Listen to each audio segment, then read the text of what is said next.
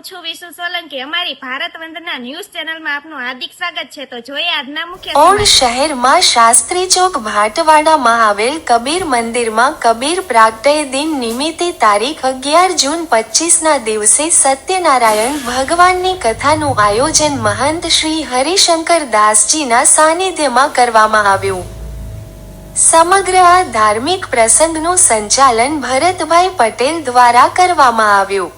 કબીર જયંતીના શુભ પ્રસંગે આરતી, ધ્વજારોહણ, પ્રસાદીનું આયોજન કરવામાં આવેલ। મંદિરને ફૂલોથી સજાવટ કરવામાં આવેલ। દર વર્ષે શ્રદ્ધાપૂર્વક આ જેઠ સુદ પૂનમનો કબીર જયંતીનો આ દિવસ ઉજવવામાં આવે છે।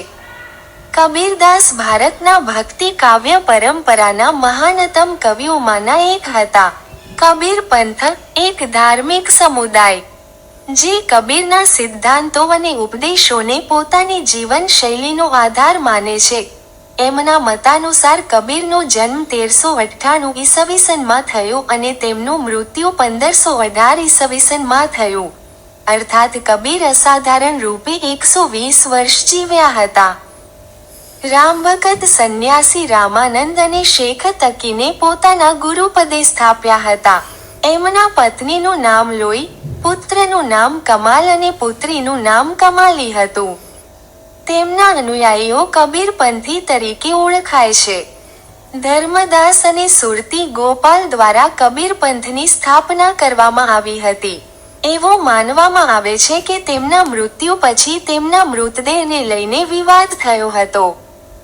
હિન્દુઓ કહેતા હતા કે તેમના અંતિમ સંસ્કાર હિન્દુ શૈલીમાં કરવામાં આવે અને મુસ્લિમો કહેતા કે તેમના અંતિમ સંસ્કાર મુસ્લિમ શૈલીમાં કરવામાં આવે। આ વિવાદને કારણે જ્યારે તેમના મૃતદેહ પરથી ચાદર હટાવી તો લોકોએ ત્યાં ફૂલોનો ઢગલો પડેલો જોયો। પાછળથી અડધા ફૂલો હિન્દુઓ અને અડધા મુસ્લિમો દ્વારા ત્યાંથી લેવામાં આવ્યા હતા। મુસ્લિમોએ તે ફૂલોના અંતિમ સંસ્કાર મુસ્લિમ શૈલીમાં કર્યા હતા અને હિન્દુઓએ તે ફૂલોના અંતિમ સંસ્કાર હિન્દુ શૈલીમાં કર્યા હતા। કબીરની સમાધિ મગહરમાં છે।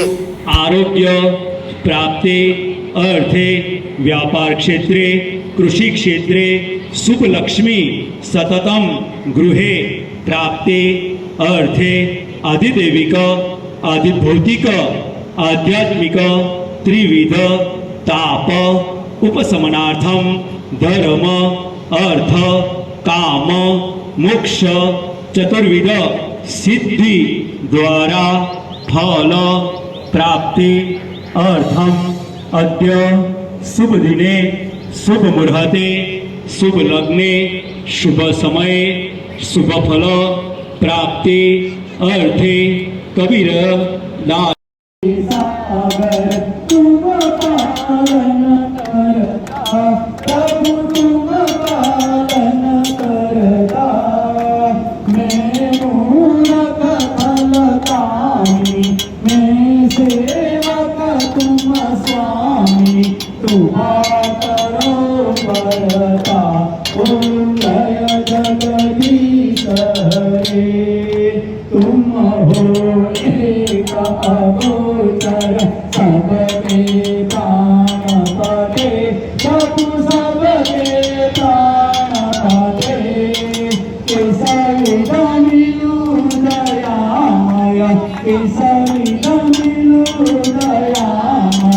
Tumato